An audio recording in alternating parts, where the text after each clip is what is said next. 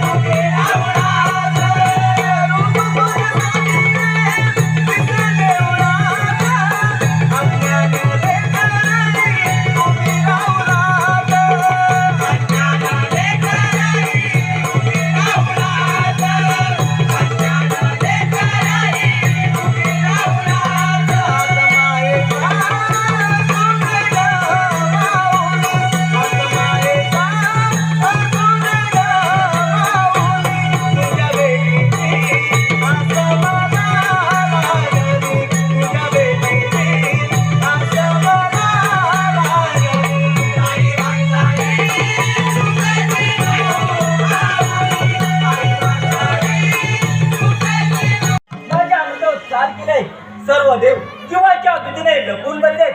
मी थेट या वैकुंठामध्ये धाव घेतली. वाचवा देवा, आम्हाला सहाय्य करा. देवराज, त्या सिंधू पुढे कोणाचाही जीवाव लागणं कठीणच आहे. तुम्ही सर्व देव अमरावतीला चला. मी गरुडा सवार होऊन लवकर तिथे पोहोचतो व त्या सिंधूला घालवून देतो. ठीक आहे, आपण कोणत्या युक्तीनं त्या तुमच्या सिंधूचा संहार करा. मी देवसेनेसह हल्ला करतो. बरं, येतो मी. माझा प्रिय भक्त राजे चक्रपाणी आणि उमाराणी यांना शौनपुष्या वरानं व तुझ्या जुपातनं करून जो पुत्र प्राप्त झाला तो म्हणजे सिंधुराज. आज गर्वाने उन्मत्त होऊन तो गोब्राह्मण ऋषींसह देवांनाही खूप त्रास देत आहे. त्यावर आला घातलाच पाहिजे.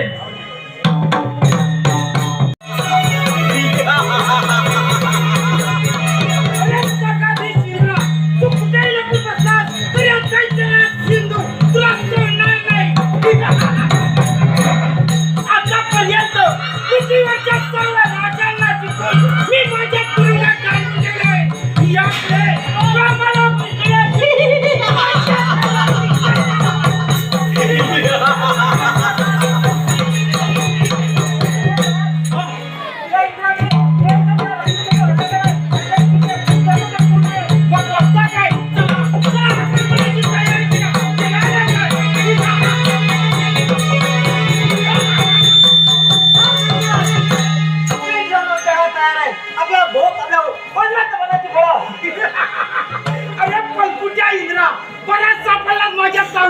मुखाट्यानं माझ्या साडीलो नाही तर तुझी त्या हिरावतासाठी केल्याशिवाय तुझ्या सैन्याची कशी भजन झालं आणि बघायचं मला वाचन काय. काय हरकत नाही.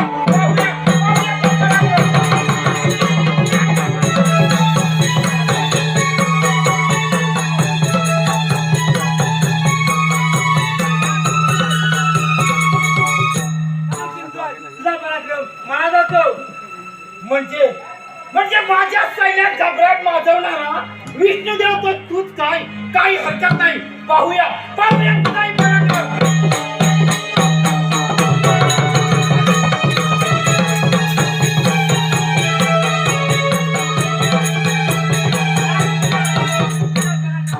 मी संतुष्ट झालोय. तुझे माता पिता माझीच भक्ती करतात. तू त्यांचा पुत्र आहेस म्हणून तुला सांगतो, तू तुझ्या गंडण्याला जाऊन आनंदाने राज्य कर व तुला हवा तो वर मागून घे. काय म्हणले? वर मागून घे. अरे विष्णुदेवा, तू माझ्या गंडणी नगरात जाऊन राहा. मी तिन्ही लोकांचा स्वामी झाल्याशिवाय, शिवलोक काबीज केल्याशिवाय हे युद्ध थांबणार नाही. समजलं? सिंधुराज, तुझा मृत्यू कोणाच्या जाती नाही.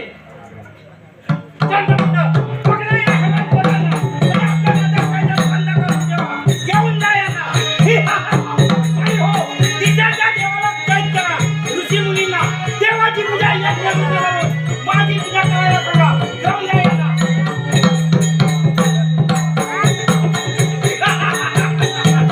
आता ब्रह्मलक्ष्मी लोकांना आक्रमण करून पराक्रमी राक्षसांना अधिकार पदावर असतो.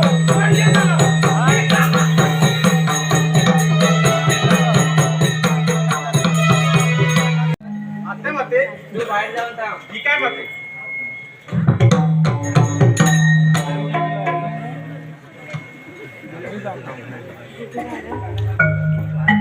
त्या दुष्ट सिंधूच्या त्रासाला कंटाळून आम्ही सर्व ऋषीमुनींसह त्या मेरूपर्यंत घेऊन थांबलो. परंतु स्वामी, हो स्वामी, बोल प्रिये. स्वामी, आपण सर्व देवांमध्ये महान असून आपल्याला महादेव म्हणतात असे असून तुम्ही कोणत्या देवाची भक्ती करता? पार्वती, तू जो प्रश्न केलाय तो सर्व जगाच्या कल्याणासाठी आहे. कारण सत्व, रज, तम हे 3 गुण ज्याच्या अंगी असतात त्याला श्री गणेश असे म्हणतात आणि त्याचीच मी ध्यान करत आहे. ते रूप पाहावे अशी माझी इच्छा आहे. भारत छान. पार्वती, तुला मी एका अक्षरी मंत्र सांगतो. या मंत्राचा 12 वर्ष जप कर म्हणजे तुझी मनोकामना पूर्ण होईल. ठीक आहे स्वामी, आपली आज्ञा. मी अवश्य पालीन. आतापासूनच त्या मेरू पर्वतावर एकात्री मंत्राचा जप करणार आहे. पार्वती, तुझ्या पोटी तो श्री गणेश जन्म घेऊन त्या सिंधूचा नाश करेल. जा, तू आपल्या कामगिरीस लाग.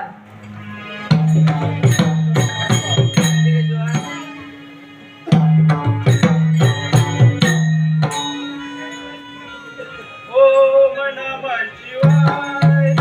ओम नमः शिवाय. ओम नमः शिवाय.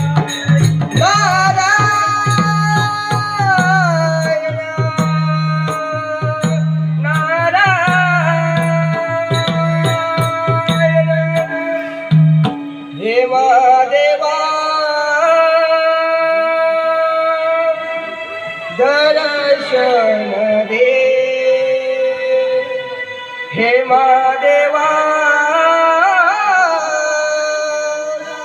दर्शन दे शिव शंभो तुझा बुंदे रे माझे सगळे गणगौळाने माझा सदा तुला विसरून दे महादेवा हे दर्शन दे हे महादेवा हे दर्शन दे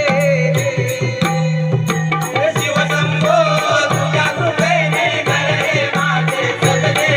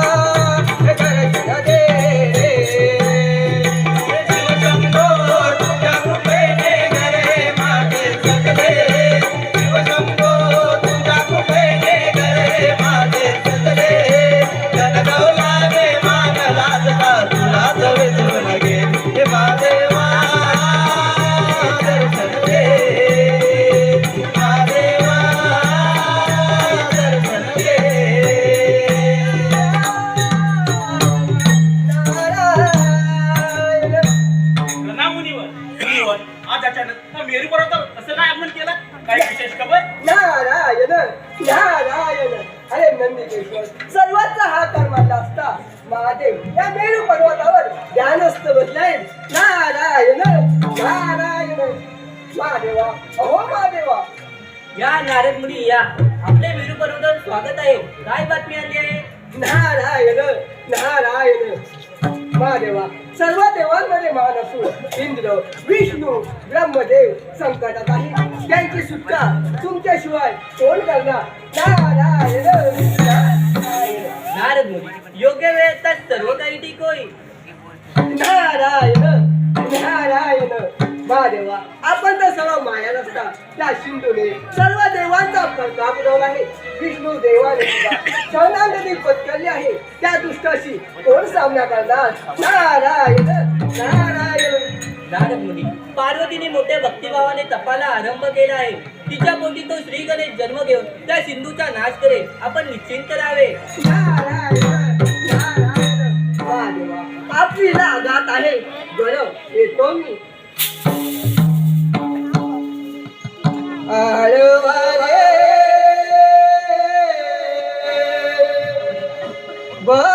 भगवंता आळवारे भगवंता सदा चालता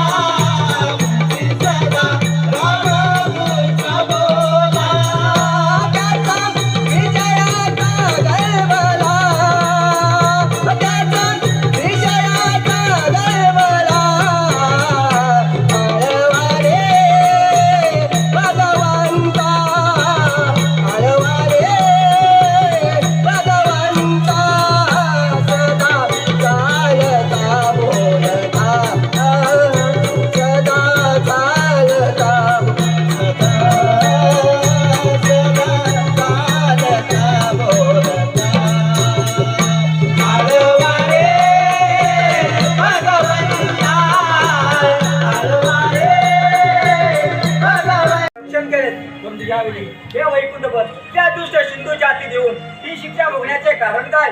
तेजस्वी प्राण्याला दिलेला सत्य व्हावा ही विधात्याची करणे आहे. सिंधूचे माता पिता माझीच भक्ती करतात. एका पाया उभे राहून तुझ्याकडे हात पसरून देवराज, त्या सिंधूची जन्मकथा फार गमतीची आहे. कुमाराणीच्या तपाने प्रसन्न झालेल्या सूर्य नारायणाने स्वप्नात दर्शन दिल्यानंतर जो गर्भ धारण केला त्याचा दाह तिला सण होईना, म्हणून तिने तो गर्भ सागरात नेऊन सोडला. त्यापासून तेजस्वी बालक निर्माण झाले. मग सागराने ब्राह्मण रूप घेऊन त्या बालकाला राजा चक्रपाणीच्या स्वाधीन केले आणि त्या पुत्राचे पालन करण्यास सांगितले. परंतु देवा, माता पिता आपले परमभक्त असतात, त्यांचा पुत्र उन्मत्त कसा आला? सागरात जन्मलेल्या पुत्राचे नाव सिंधू असे ठेवण्यात आले. पुढे राज्याभिषेक होतात. सूर्यदेवाकडे अमृत मागितले. सूर्याने जन्मलेल्या पुत्राला मृत्यू येणार नाही असे सांगितले. तरी देव, दानव, मानव त्यांपासून दिवसात किंवा रात्री मृत्यू येणार नाही असे सांगितले. पण यात्री कोणाला नावर सिंधूजवळ अशी कोणती सावशक्ती असावी? सूर्यदेवाने प्रसन्न होऊन त्याला अमृत भोजन दिलं होतं. ते अमृत जोपर्यंत त्याच्या हृदयात आहे तोपर्यंत त्याला मृत्यू नाही. देव, मानव कोणालाच तो हार जाणार नाही अशी शक्ती त्या अमृतामध्ये आहे. आपल्या पुढे त्या परमात्मा गणेशाची चिंतन करण्याशिवाय काहीच उपाय नाही. चला आपण सर्वांनी मिळून त्या गणेशाची प्रार्थना करू.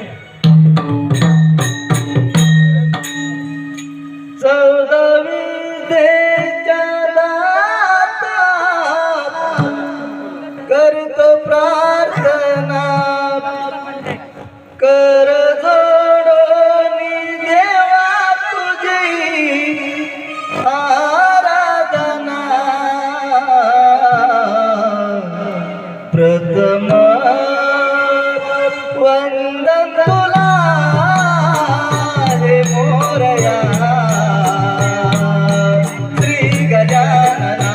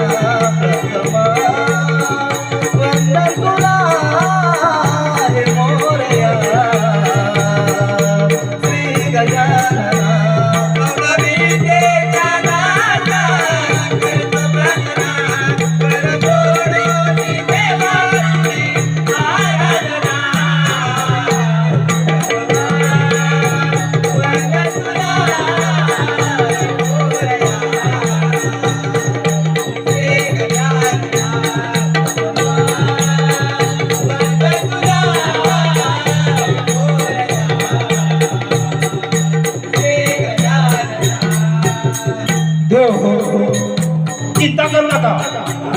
मी पार्वतीच्या उतरे अवतार घेतला आहे. दुष्ट सिंधूचा नाश करून सर्वांना संकटातून मुक्त करणार आहे.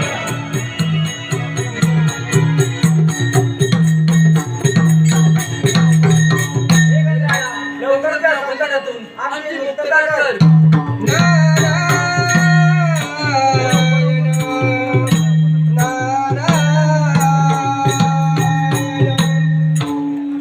देवांचा दास आहे मी खास. देवांचा दास आहे मी खास. देवही भयभीत झाले. त्याच्या पुढे देवही आले. त्याच्या पुढे देवही आले. देवाचा नाथ आहे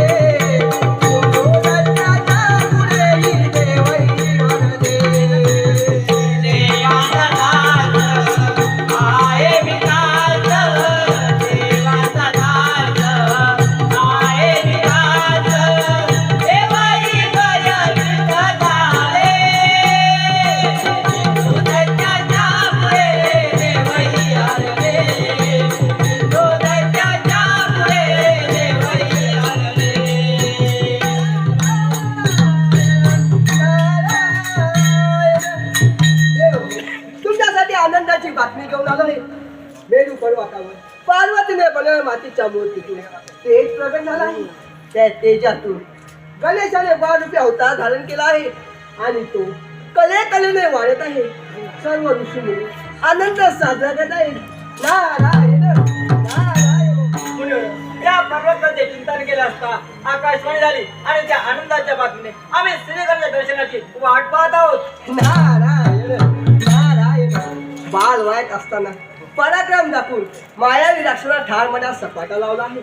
महादेवाने सूचना करून किटाईसाठी काम देणू पुत्र नंदीला सिंधूकडे पाठवून दिले आहे. बरं हे तो केली देवानी आराधना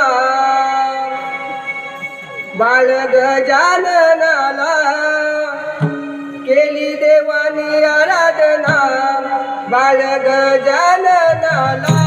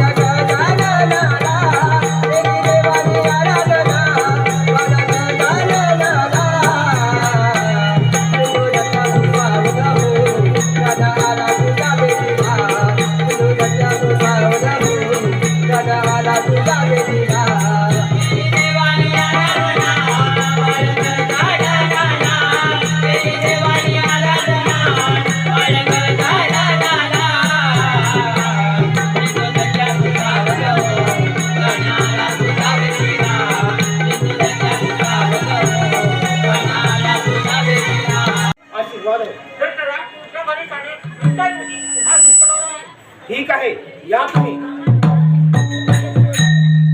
सिंधुराज मी कामधेनू पुत्र असून शंकराचे वाहन आहे गणेश तुझ्याकडे पाठवले. शंकर केव्हा त्याचा पुत्र यापैकी मी कोणालाही ओळखत नाही समजलं. सिंधू नीट ऐकून घे. आजपर्यंत तू ज्या देवला बसते पण ठेवलंय त्याला मुक्त कर. समाजाचा विरोध आहे. बस बस बंद कर तुझी बडबड.